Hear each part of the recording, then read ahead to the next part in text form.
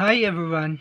Today we're starting something a little different and hopefully a lot more fun. Our new module is called Fitness for Fun and it's designed to get you moving, working as a team, and thinking about your health in a new, exciting way. And over the next 5 days, you'll be part of a story driven adventure.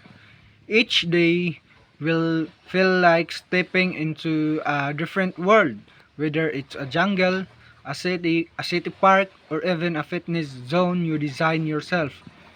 So, in every scenario, you will complete physical challenges that are short but powerful, around 15 minutes each, and they are built to match your own pace and abilities.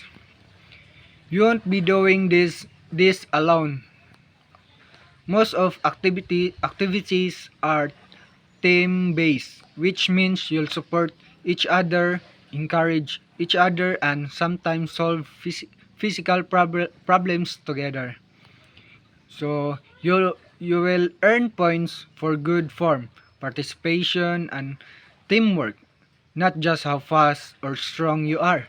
As you earn points, you can unlock badges like Flexible Explorer or Wellness Wizard, depending on what you complete.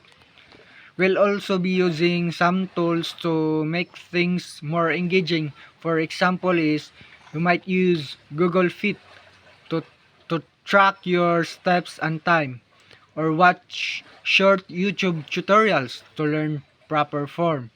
So you will reflect on your progress in Google Classroom and test your health knowledge through fun quizzes using Kahoot. So each day is different. Here's a quick preview. In day 1, Jungle Jumpstart. You will go through a warm-up challenges and learn key stretches. It's all about preparing your body safely. And in day 2 and 3, Rescue Relay. You will work in teams to complete fitness tasks that involve balance, planks, and movements across zones. And in day 4, City Sprint Showdown. So this is your chance to create your own fitness circuit. You'll use an app to track it and share your progress. And in day 5, Chill and Challenge. So we will slow things down, stretch, reflect, and battle it out in a fun nutrition trivia game.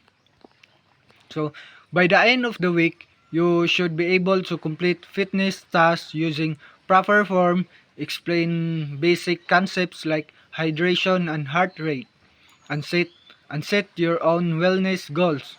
You will also learn more about how your body moves and hopefully how fun staying active can be. So this is not about being the best athlete. It's about trying, learning and improving. Whether you love fitness or struggle with it, there's a place for you here. So are you ready to get started? Thank you.